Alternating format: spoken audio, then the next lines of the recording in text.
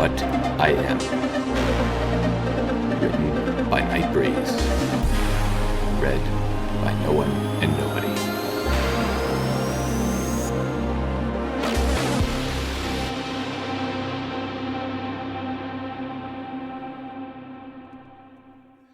Chapter 21. I guess we should probably start with the most basic of questions. What are those things that took our people, and what do they want? The odd silver probe gave another one of those weird hums before answering. Their species name is Kryn, being derived from one of their more ancient tongues. They are a militaristic species that previously attempted to conquer the known galaxy. The machine tilted to the side, as if thinking about something. As for what they want, I can only guess. I am not Kryn, and I am not privy to their thoughts or plans. Ambassador Garcia paused as an endless stream of questions poured through his head. Finally, he settled on one. Why were you studying us? That I can tell you.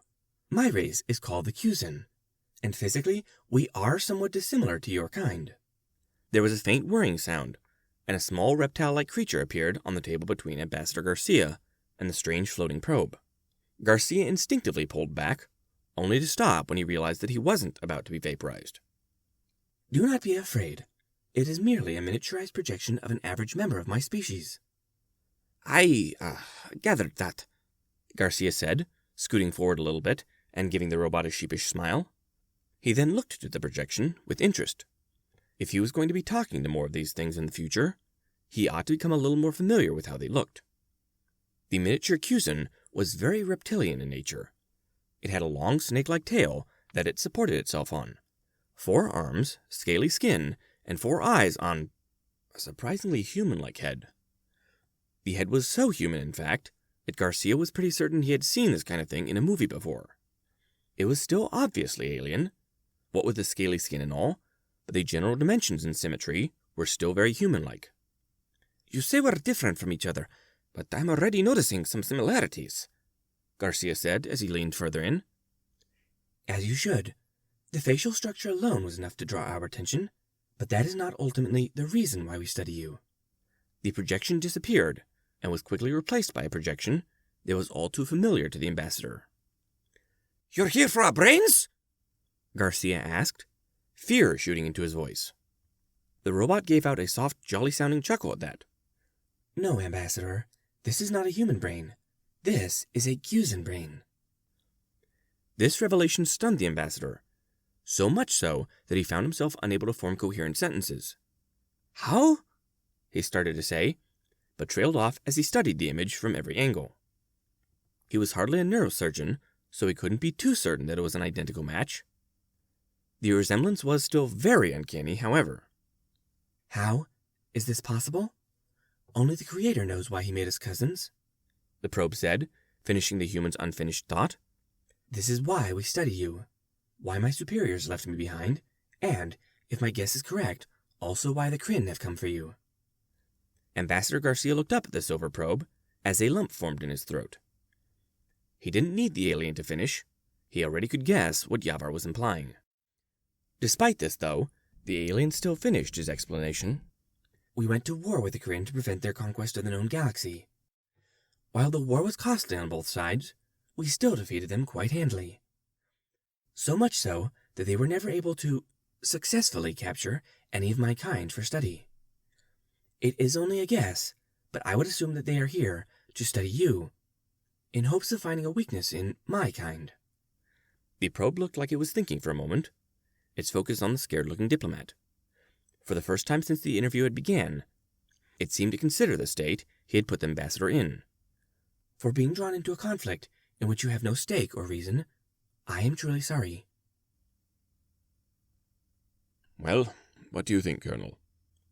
Colonel Connor scratched the back of his head, his gaze locked on the silver probe in the live feed. In all honesty, sir, I think we're in some deep crap, regardless of whether or not that thing is telling the truth. The only thing that this thing's story changes here is if we have allies or not. General Burton nodded sagely, his eyes never leaving the alien probe. Never thought I'd see the day we'd meet other life out there. And it turns out that it's been watching us for a while. Wonder what it thinks of us so far. I used to think that any alien watching us might think we're crazy. Colonel Connors chipped in, drawing the general from his musings.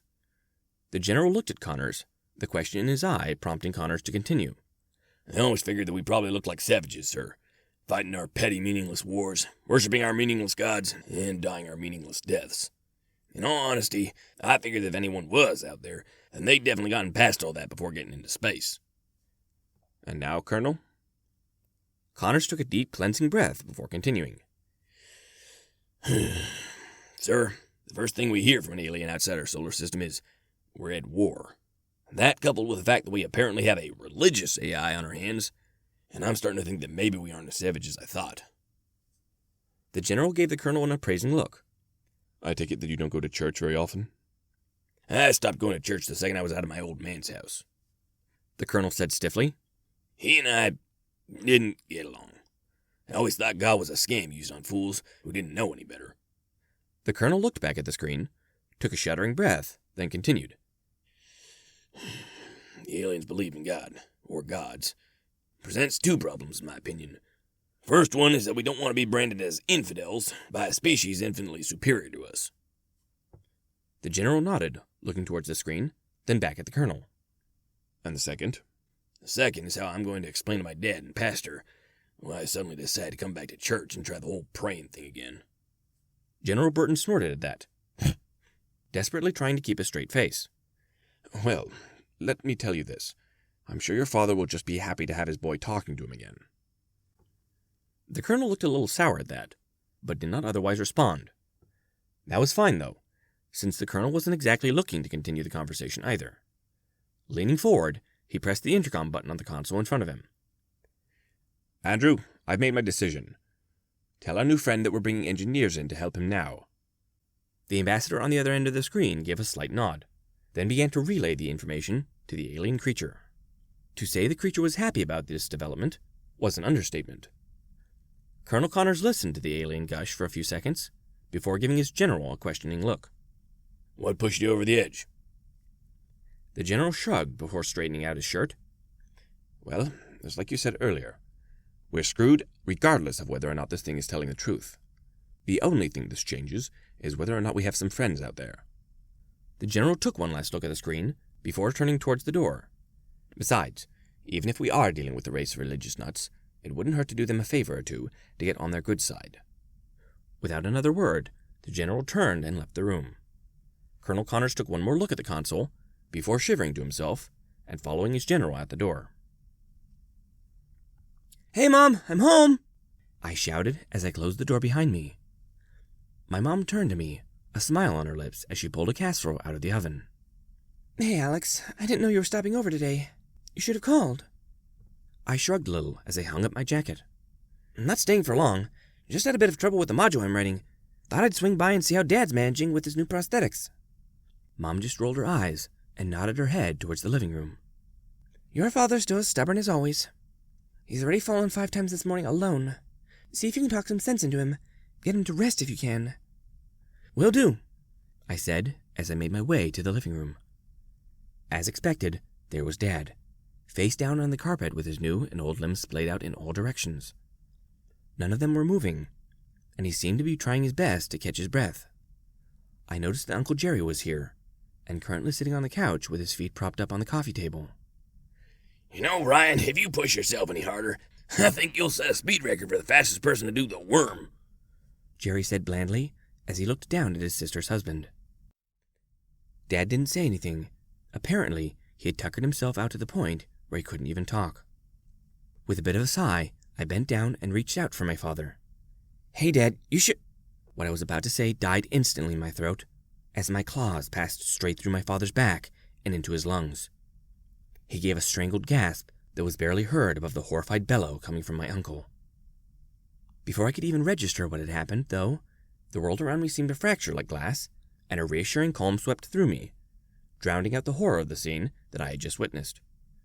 I took a shuddering breath and plopped down on the floor right before the world around me shattered into a million pieces. Luckily for me, or more likely by design, whatever was underneath me decided to remain solid. "It's just a dream. Only a dream," I muttered as I wrapped my arms around myself, shaking violently, trying desperately to rid myself of those images, plaguing my mind. I will be with you shortly, Alex. Luna's voice echoed through the black void, catching my attention. There's something I must attend to first. I just nodded, not really trusting myself to say anything at that point. I was still messed up pretty badly, despite the calming influence that Luna was trying to engender through my mind. I could feel her, like a thick blanket, trying her best to soothe what was probably a roiling sea underneath. After a few minutes, or hours, or days of this, my breathing finally calmed, and my shivering stopped. I took a deep, cleansing breath, right as I felt something feathery drape over my shoulders. Would you like to talk about it?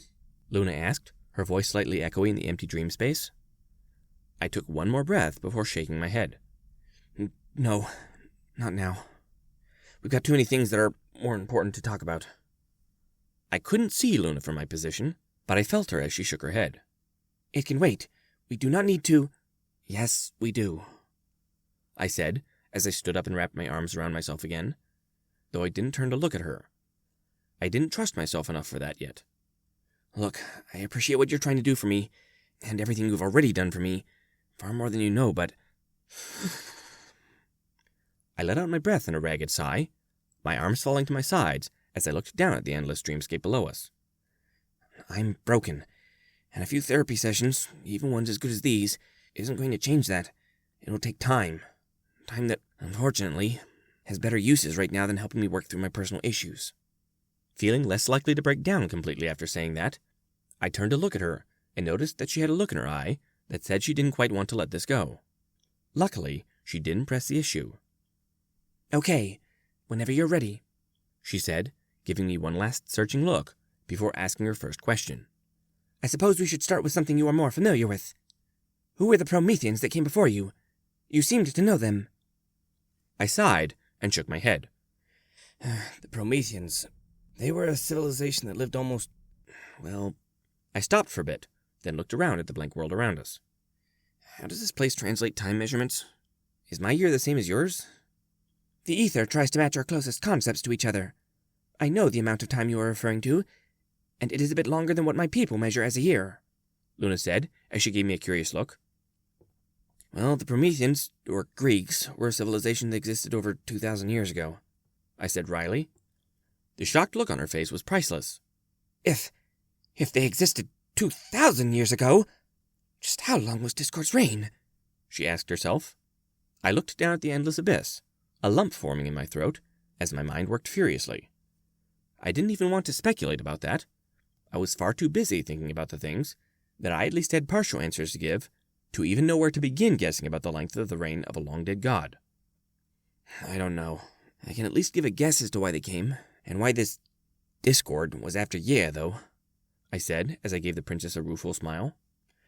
This theory had been percolating in my brain ever since Titania had first mentioned the name Yea, and now was the time to see if it held up.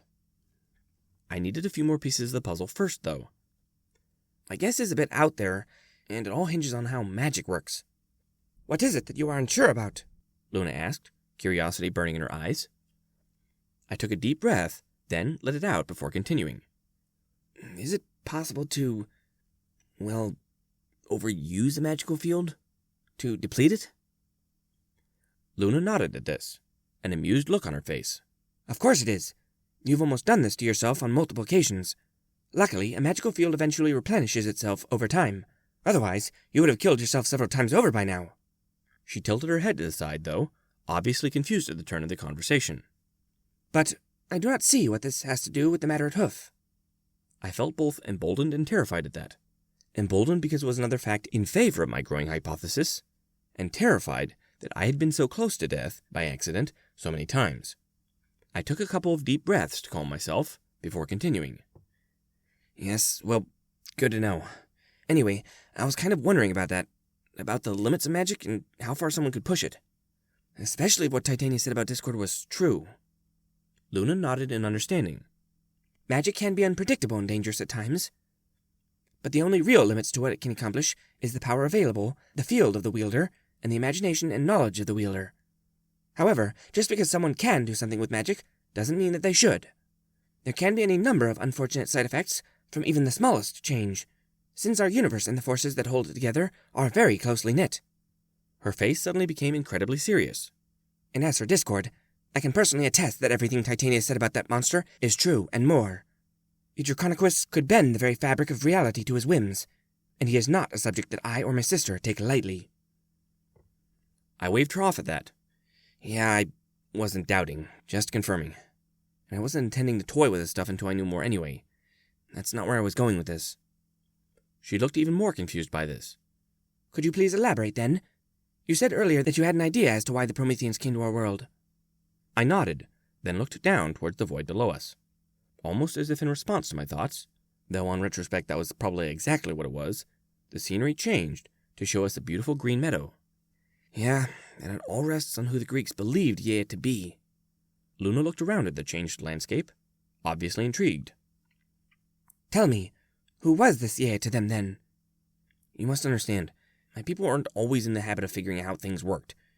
We would often make up gods and goddesses for every natural disaster or phenomenon, and the Grecian people were no different. They had gods for the lightning, gods for the wind, gods for fire. They had gods for concepts, such as justice or mercy. I crouched down at that, reached out with my hand, and pulled out a handful of grass. It looked so real that I even pulled a bit of dirt up with it. None of those are important at the moment, though they might be if my theory holds any water. I take it that Yea was one of these gods, then? Luna asked. The way they worshipped sounds similar to how the Diamond Dogs viewed divinity. Well, I don't know what a diamond dog is, but you're right. She was a god that the ancient Greeks worshipped, and the Greek civilization was so influential to our modern culture that many of my people still use her name when referring to the thing that she was said to embody. I stood up, brushed the imaginary dirt off my imaginary pants, then stomped on the imaginary ground to drive home my point. Gaia was the Grecian name for Mother Earth. Luna's eyes widened as all the puzzle pieces fell into place for her. Then, you mean to imply that Discord stole your world's magic because he was exhausting Equus's? I shrugged, shook my head, and sighed. It's just a theory, but it fits the information we currently have. I thought about all this for a bit, then let out a short laugh at how little we truly knew. Even though I was standing in front of someone who was old enough to have stopped the person we were talking about, she knew just about as much as I did about any of this. It's not like there's anyone left alive who knew the whole truth. Luna suddenly looked incredibly thoughtful. Do you remember what Titania said about the stallion who stole a portal to your world? I nodded. It was kind of hard to forget. Well, that stallion was a friend of mine and my sister. Our mentor, in fact. He left a record that he wrote in code, which no one has been able to crack for 1,000 years. And it is possible that the answers we seek lie within. This sparked my interest. What makes you say that? Luna's horn glowed briefly, and a gray pony that was nearly identical to the one that Titania showed appeared between us. There were a few differences, of course, though most of them seemed to be in the pony's clothing, specifically the bells, their placement, and their number. Starswell the Bearded had made it his life's work to overthrow Discord. He was unable to do it himself, but he set me and my sister on the path. When you awake, I would have you look at his last record. Perhaps you may glean some answers from it. I laughed heartily at this. Lady, thanks for the vote of confidence, but I highly doubt that. I just barely started being able to speak your language, much less read it. All I ask is that you try. You may be surprised at what you find within, she said mysteriously as she began to fade from view. For now, however, I must leave you. There is much I need to attend to, and I also need to share what I have learned with my sister. On top of all this, you seem to be waking rather earlier than expected. I hope to continue this conversation soon. I smiled and waved, and opened my eyes to find that I was waving to the ceiling of my room. Surprisingly, I felt like I had gotten very little, if any, rest the whole time I had been out. My throat was absolutely parched, though, which was probably why I had woken up at all. When I got up to get myself some water, I was somewhat hampered by the bandages that covered my left arm and shoulder that I could not for the life of me remember getting. Before I was able to fully examine this minor mystery, though, an urgent need in my lower body made the bandages a moot point at best. Once I had taken care of my needs, I settled back into bed, being careful not to lay on my left side. I was asleep before my head even hit the pillow. Captain Calazar of the ship The Hidden Pursuit was not in a good mood.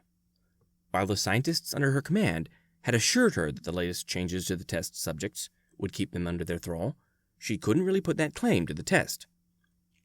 Both Cusin and Krinspace were on high alert for any suspicious activity, and the blasted Cusin had the foresight to alert all of their allies of the Emperor's recent activities. Attempting to find a suitable location to test the new units was nearly suicide in and of itself. As she went through the new list of possible testing locations, her bad mood only seemed to intensify. So much so that she nearly broke the touchpad on her desk when the intercom rang for her attention. This better be important, Lieutenant. Ma'am, we've received an encoded message from Emperor Hastali. It's marked as Priority 1. She gave out a weary sigh. She did not question the Emperor's rule, but sometimes his demand for perfection really set her on edge. Thank you, Lieutenant. Send it to my personal terminal. It took her computer a few minutes to load and decode the video message, during which she took the time to have a nice soothing cup of Shara tea. Once she felt her nerves were calmed, she pressed the play button, ready to hear the Emperor's will. Greetings, Captain. I hope this finds you in good health. I would like to start by saying I am extremely pleased with the work you are doing. Your latest report about the new batch of test subjects is extremely promising. Captain Calazar felt her confidence pick up from that. It wasn't often that the Emperor gave out praise. What he said next, though, completely deflated her. That being said, I have new orders for you. Stop all attempts to find a place to test the new subjects, and rejoin the fleet at Karthos. Calazar let out a groan of frustration when she heard this. We just got these, and the project is already scrapped? The Emperor was only recording, though, and therefore unable to respond to her displeasure or her thoughts. Instead, he pressed a few things on his desk, and a diagram of the world that the Destiny Ascension had crashed on appeared to his right. After reviewing all the data that Elisk sent you, we have decided that the world that the original project crash-landed on has shown far more promise in helping us achieve our goals. Word has it that the Aurora will arrive at the planet within the week, while most of the Holy Armada is moving towards the human homeworld to secure it from further incursion. We have no word of any further reinforcements being sent by Cusin to this world, which is an opportunity that we cannot let pass. Known tactical data and a battle plan, drawn up by our best admirals, are both attached to this video. Take time to study both as you travel to meet the fleet. As for your project, keep the subjects on ice. We still do not know if they will go rogue like the original project did. And we cannot take that chance during this engagement. That makes sense. And from what I remember from Ilisk's report, the Bastion was heavily damaged, and there is only one Cusin exploratory vessel orbiting the planet. Captain Calazar thought as she rubbed her mandibles. The new fleet shouldn't have any problems flying in and taking what they want. The more she thought about it, the more the coming offensive appealed to her. She had seen the data that Ilisk had sent, and she knew full well that that planet held creatures that had the same tech that those snake witches possessed. As she studied the battle plan, her role in it, and listened to the rest of the Emperor's orders, she couldn't stop her antenna from wiggling in excitement. This had the promise of bringing back the glory of the old Empire. Lieutenant, set a course for Karthos, she said, pressing the shipwide intercom button on her touchpad. All hands, this is the captain. Prepare yourself for the Gloria battle. The Emperor calls us to war. Though her door was shut, she still could hear the distant echoes of her crew, shouting throughout the ship, all calling for the Gloria battle and the blood of their enemies. Our moment has finally come, she thought as she went back to reviewing her orders. She had a lot of work to do to ensure victory for the Empire. If the Battle Watcher willed it, they were finally going to gain the edge that they needed to win this long, bloody war with the Cusin.